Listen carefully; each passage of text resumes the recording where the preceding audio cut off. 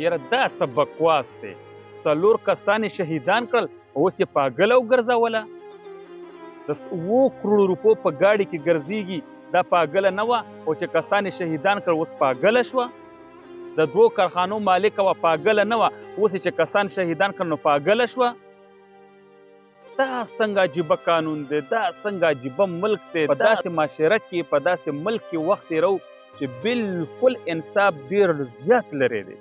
انصاف درته قسم که میلو شي چې ته غریب یې بې وسه یې، والله که درته انصاف میلو شي، او که نه پیسې در سره د ډالرو زور در سره، نو قسم دی چې په ورځ کې دننه تا دا 4 څه شي 40 مړي وکړه، بیا به هم خلاصي. او چې غریب یې نو تشې خوله غلطه وخوځوه، بیا به ټول عمر په جیل کې وي.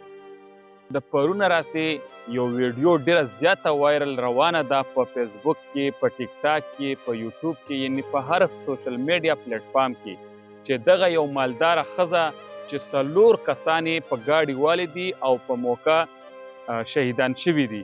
اوس دغه بزنسمین ښځه ده، مالداره ښځه ده، نو د دې د وجې د دې دپاره یې په 24 ګنټو کې داسې اقدام وکړو چې دا یې پاګله ثابته کړه، صرف په دې وجې چې دا د مرګ نه بچ شي. دا د 7 کروړو روپو په ګاډي کې ګرځي، دا پاګله نه ده. د 2 کارخانو مالکه ده، دا پاګله نه ده. اوسه پورې په دا معاشره کې وخت تېرولو دا پاګله نه وه. د یو غټ بزنسمین ښځه ده، دا پاګله نه وه.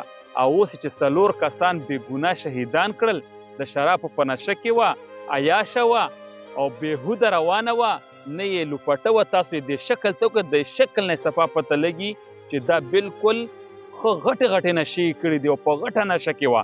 خو زه دلته لعنت په دغه عدالت ویمه، زه دلته لعنت په دغه قانون باندې ویمه چې تاسو د یو بزنسمین ښځې دپاره، یو سرمایهداره ښځې دپاره د 4 بې ګناه شهیدان چې کوم وکړل، دا اوس همداسې بوځي چې یعنې مطلب بس خیر دی، په غلطۍ کې شوي دي، دا پاګله وه، دا نه پوهېده، دا په غلطۍ کې ګاډي ته ناسته وه، دا ورته اوس لارې جوړوي. هی توه لعنت دې په تاسو وي چې تاسو د یو بزنسمین د ښځې دپاره، د پیسو دپاره، د ډالرو دپاره خپل ایمانونه وبیلل. د یو انسان قتل تاسو ته دومره ادنا ښکاري.